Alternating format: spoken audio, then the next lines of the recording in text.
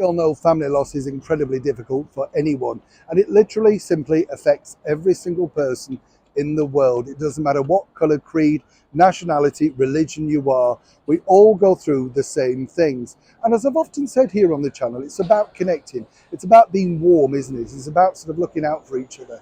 And let's not also forget, a lot of people are very dismissive, but even the loss of a close companion, a friend, an animal, a dog, that sort of thing, a cat, a budgerigar, can affect our mental health, can affect our state of mind for a long time. They become chums, they're normally the first person you see in the morning and the last person you see at night, and they want you. My good friend Joan Rivers basically told me that she had a very dark period in her life, and the only person that was simply reaching out to her was her dog.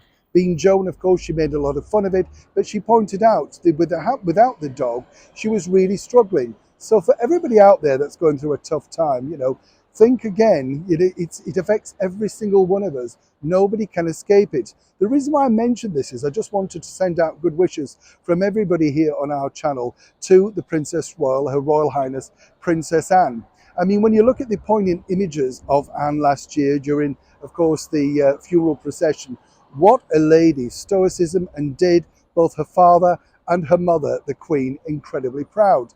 But I've been told by a very good source that Princess Royal, Princess Anne, is, having a bit of a tough time at the moment. Yes, she may appear very strong and tough in public, but as I've just said, like all of us, struggles particularly in private. You see, Anne and her mother, alongside her father, had a very close relationship. Many people might say that she had, in many respects, an easier time than His Majesty the King. She didn't have the burden of all that sort of thing that he knew was coming his way. And let's not also forget that she is, time and time again, the hardest working member of the British monarchy. Gets up there, does the job, does not look for publicity, does not look for anything other than to serve the country, the Commonwealth. And when you think about it, as I say, you saw those very poignant pictures of the Princess Royal. It truly did hit her hard. And as she told a very good close friend of mine, even though she knew that the day inevitably would be coming, and her mother being at the age that she was, nobody's ever really prepared. She said, because you reach out and you think, oh, I'll just make a quick phone call to her, or I'll ask her advice on that, and they're not there.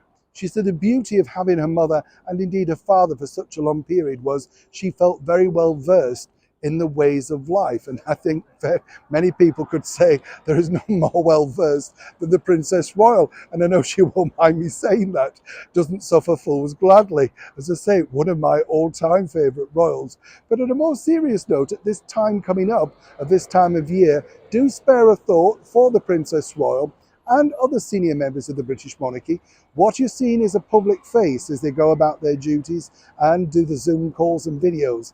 Privately though, like everybody, as I've said, they secretly do struggle. And more importantly, when they're attacked by the mainstream media, it must be very hard at this time of year. And for anybody out there right now going through a very similar thing, obviously, lots of love and wishes and prayers, because as I say, we all go through it. Time is a great healer, but the bottom line is you truly never forget. And if I could just throw a bit of humour in at the end, don't worry, you've always got us here, your chums, our community. Neil Sean in the very heart of London.